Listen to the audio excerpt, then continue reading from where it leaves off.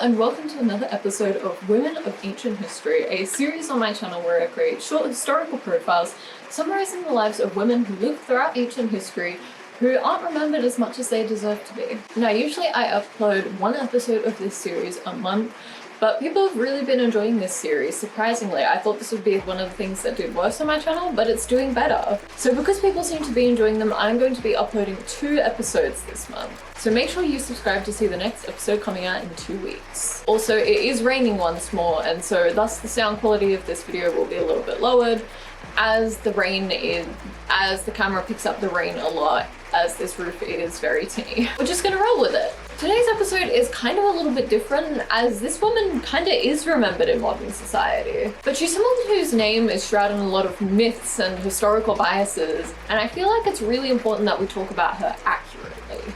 Also, I just wanted an excuse to talk about her. I find her really fascinating, and I've hyper-fixated on researching about her before, so I wouldn't have to do much research for this video. I just wanted an excuse to talk about her. Today we are talking about Sappho. Sappho was a Greek poet and lyric from the Greek island of Lesbos, born in roughly 610 BC. She was described by Plato as the 10th muse, and the beauty of her poetry contributed to the cultural and intellectual climate of Greece. The Athenian lawmaker Solon once heard one of her poems be read and said that he must memorize it, for once he has learned it, he may die. Basically saying that by knowing her poems there would be some kind of lifelong satisfaction. The island of Lesbos followed a different expectation for women than in other Greek city-states like Athens, where women's duty was marriage, babies. It was an enlightened society where women of higher class had access to a formal education. Based off Sappho's knowledge, this would have included choral composition, musical accomplishment and performance, as well as reading and writing. Sappho is the first recorded person to have written poetry designed to be read in accompaniment to the lyre, essentially making her history's first ever songwriter. Her poetry was largely about her love for women, hence where we get the word sapphic from. The term lesbian also came from the island of Lesbos, where she lived, which people on the modern island of Lesbos weren't happy about. Her poetry was written in an 11-line per beat rhythm, known as a hencalicibmeter. I can't say that word, I've tried, I'm sorry. This word. Floral and natural imagery describe feminine beauty throughout her poetry, as well as garland scents and apples. Other poems were hymns to the gods, marriage songs, or poems describing mythological events, particularly regarding Helen of Troy and the Trojan War. Approximately 650 lines of her poetry have survived, with only one poem being wholly complete, most being fragments and some just lines or words. There were new discoveries of pieces of her poem in 2004 and 2013, one of which discusses her brother and was found in an ancient Egyptian garbage dump. So there's always still hope of new fragments of her poetry coming into light. Sappho ran a thiasos, which is basically an all-girls school or community where girls were given skills and experiences before going into marriagehood. They would have been taught singing, music, and dance, as well as the skills of beauty and seduction. This was all done to make them desirable choices for marriage. But also within the school and community, these girls would have had relationships and experiences with each other, and Sappho was head of it all. Now, it is an accepted belief by some that some of the women that Sappho was describing in her poetry were girls from her school. This is entirely possible, and it would mean that Sappho was writing about younger girls, yes. But this is ancient Greece we're talking about, where girls as young as 12 or 13 were married off to 30-year-old men, and young boys in the Agoge were paired with older men to have sexual relationships in order to strengthen them and prepare them for war. So if Sappho was writing about younger girls, we can't accuse her of doing anything that not all of ancient Greece was doing. In recent times, Sappho has been seen as an icon, especially for the queer and sapphic women who see her as someone to relate to. However, throughout history, Sappho has been seen in a variety of different lights. For a few centuries after her death, Sappho was regarded the same as she was when she was alive. She was still the 10th muse, a beautiful poet, and people admired the feelings that evoked within them from her poetry. Then the narrative began to change. Women from Lesbos became labeled and stereotyped as having unmanageable sexual desire and being overly sexual. Comedy plays began to parody Sappho as being overly promiscuous and hypersexual. One play written by Ovid depicts her throwing herself off a cliff and into the ocean because a sailor she fell in love with didn't love her back.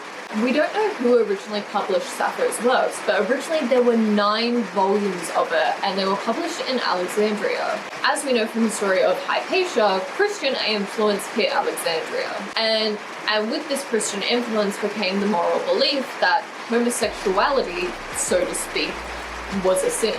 Her work became censored, and in 1073, her work was burned by the Pope Gregory. Society began to label Sappho cruelly.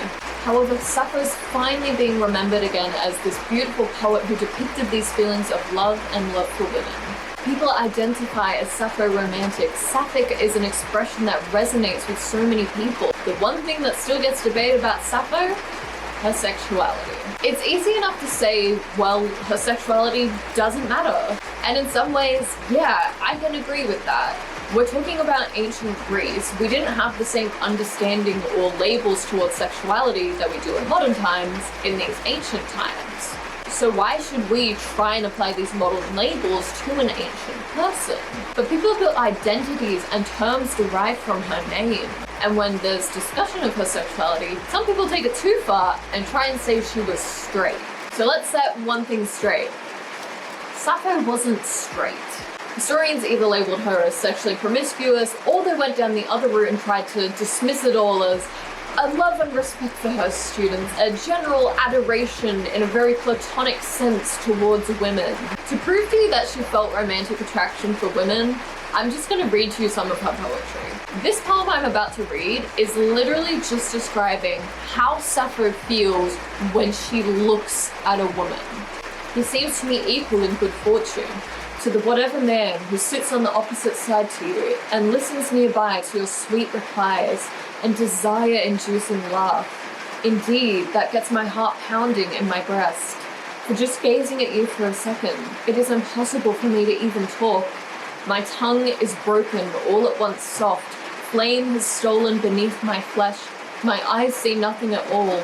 My ears ring, sweat pours down me, a tremor shakes me, and I am more greenish than grass, and I believe I am at the very point of death. Yes, so Sappho was straight in the same way that Achilles and Patroclus were just very good friends. The thing that trips historians and people up in general about Sappho is that she did write about men. There's not much of it, and it does differ a little from the more sensual way she describes women, but she did still evidently have an interest in men. So Sappho, history's most famous first lesbian, wasn't a lesbian? It depends on your definition of lesbian. Sappho was sapphic. Sapphic is a term used by a variety of queer women and non-binary people to describe an attraction to women, regardless if they also still feel attraction to men. At the end of the day, it's okay to label Sappho in various ways, as long as you don't say straight because you kind of just look dumb. There's also this funny misconception that Sappho had a husband. Realistically, she probably didn't. In the Suda, a Bicentennial encyclopedia of ancient Greece and Rome, it describes Sappho's marriage to a trader called Karpleios of Andros. This name translates roughly to something along the lines of little prick from the Isle of Man.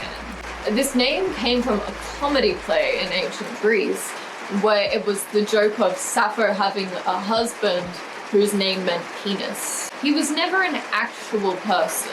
It's kind of a lost in translation thing. Sappho is remembered and honored today by the many queer people who carry her name as an identity.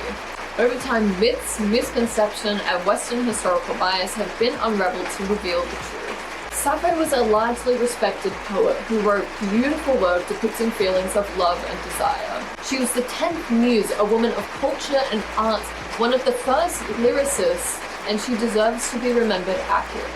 So thank you guys so much for watching this episode of Women of Ancient History, all about Sappho. This video focused a lot more on how we perceive Sappho and how history's depicted her than her life, because in all honesty, we don't have much about her life, but we do have pieces of her legacy. If you did enjoy this video, please give the video a like to help support the channel, and if you want to see the next episode, make sure you subscribe. And if you've missed any episodes of the series or you're new here, there is a playlist up above of all of the episodes so far, and so you can get them all to watch. And that's all from me. Thank you once again for watching. Bye!